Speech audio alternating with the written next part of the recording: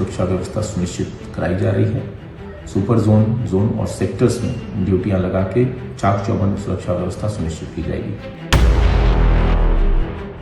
जन्माष्टमी आने वाली है। सब लोग इस पर्व को हर्षोल्लास के साथ मनाते हैं, लेकिन क्या आपने एक बात नोट की? यहाँ हर साल कड़ी सुरक्षा का प्रबंध किया जाता है। लेकिन ऐसा क्यों? इसकी वजह है मंदिर के परिसर में बनी शाही ईदगाह मस्जिद और 1968 में हुआ एक समझौता, जिसमें कटरा विश्व मंदिर की जमीन शाही ईदगाह को दे दी गई।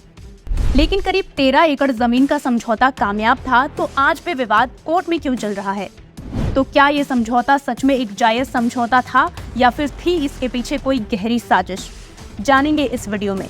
चलिए मैं आपसे एक सवाल पूछती हूँ, क्या आप ऐसा सोच भी सकते हैं कि जीसस के जन्म स्थान को लेके वहाँ कोर्ट केस चले या उनके जन्म स्थान को विवादित मान लिया जाए? बिल्कुल भी नहीं। लेकिन यहाँ ऐसा क्यों होता है? अपने ही देश में पहले राम मंदिर और फिर कृष्ण जन्मभूमि पे विवाद क्यों? 60 सालों से ये केस चलता जा रहा है और दोनों पक्षों की लड़ाई के बीच इस देवभूमि का मजाक बन गया है। आखिर हिंदुस्तान में भी हिंदुओं को अपने ही देवी देवताओं के जन्म स्थान को साबित क्यों करना पड़ता है? राम जी का वनवास खत्म हो गया, लेकिन कृष्ण जी के साथ आज भी छल कपट चल रहा है। कभी वो छल मुगलों ने किया, कभी अंग्रेजों ने, तो कभी कांग्रेसी सरकारों ने।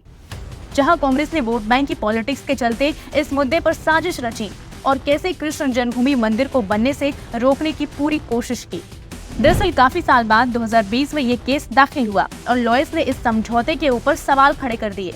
तो बात सामने आती है कि 1968 का समझौता गैर कानूनी था।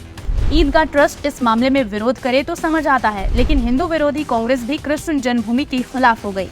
कांग्रेस के मथुरा के नेता महेश पाठक ने इस केस के खिलाफ बोला और कहा कि बाहर से लोग आकर यहाँ के माहौल को खराब कर रहे हैं। ये तो वही बात हो गई जैसे कांग्रेस के पूर्व वरिष्ठ नेता कपिल सिब्बल ने राम जन्मभूमि के खिलाफ केस लड़ा था। आखिरकार 1968 के समझौते में क्या बात हुई जो इसे गैर कानूनी करार दिया गया? चलिए इस मामले का थोड़ा इतिहास समझते हैं।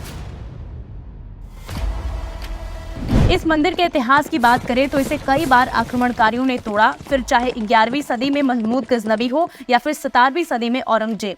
लेकिन हर बार की तरह ये मंदिर दोबारा बनाया गया और देखते ही देखते ब्रिटिश हुकूमत में एक कानूनी विवाद बन गया और इस जमीन की बोली लगाई गई।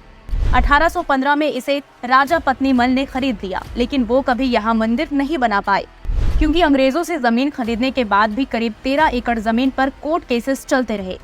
शाही ईदगाह केस लड़ते रहे और कोई भी कोर्ट का नतीजा ईदगाह के पक्ष में कभी नहीं आया और पैसे की कमी के कारण उन्होंने ये जमीन व्यापारी जुगल किशोर बिरला को बेच दी। आजादी के बाद सबको लगा कि देश में एक आजाद सरकार है तो कृष्ण मंदिर का निर्माण भी हो जाएगा, लेकिन हिंदू विरोधी कांग्रेस ने ऐसा होने ही नहीं दिया और न ही इस मुद्दे को महत्व दिया। फिर जुगल किशोर बिरला के पास जमीन का मालिकाना हक तो था, तो उन्होंने ट्रस्ट बनाया ताकि मंदिर का निर्माण किया जा सके। लेकिन कटरा मंदिर पर कांग्रेस की बुरी नजर का पर्दा नहीं हटा। वही कहानी में एक ट्विस्ट आता है 1958 में। कांग्रेस ने बड़ी चालाकी से मिलते जुलते नाम का फर्जी ट्रस्ट बनाया, श्री कृष्ण जन्म स्थान सेवा संघ। इस संघ का लीडर खुद कांग्रेस का नेता एमपी और पूर्व सीएम डीपी मिश्रा और बिहार के गवर्नर एमए अय्यर थे। और देखते ही देखते इस संघ ने ट्रस्ट की भूमिका निभानी शुरू कर दी और 1964 में मंदिर के मालिकाना हक के लिए केस दाखिल कर दिया कि ये संघ ही मंदिर के जमीन का असली मालिक है।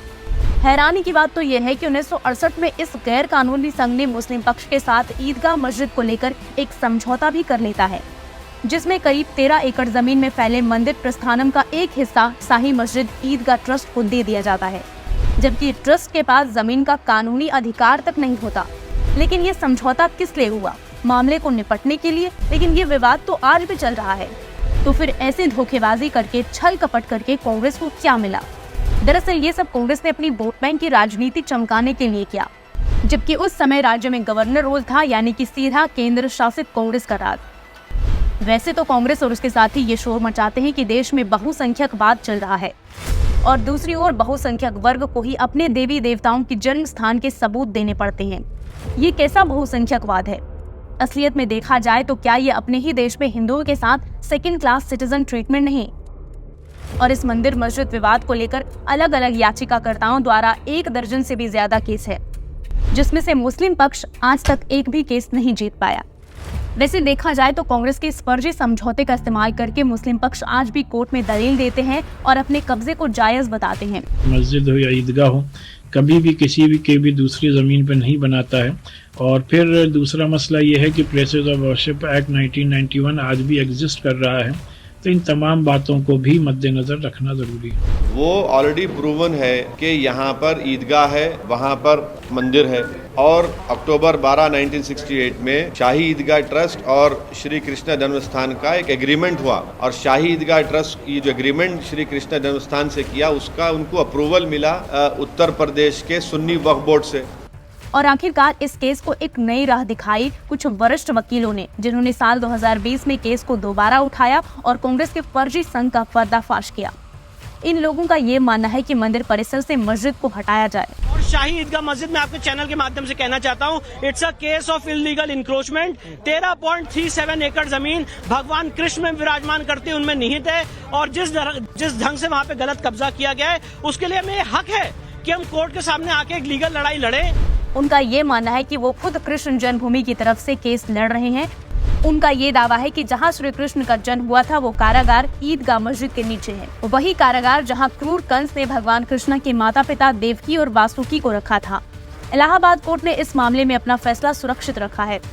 वैसे देखा जाए तो ना जाने ऐसे कितने ही केस इस देश में हुए हैं, जैसे राम जन्मभूमि हो या भोजशाला मंदिर। तो क्या इन सब का अधिकार हिंदुओं को नहीं मिलना चाहिए? हमें कमेंट्स में जरूर बताइए और सब्सक्राइब करें निष्कर्ष टीवी को।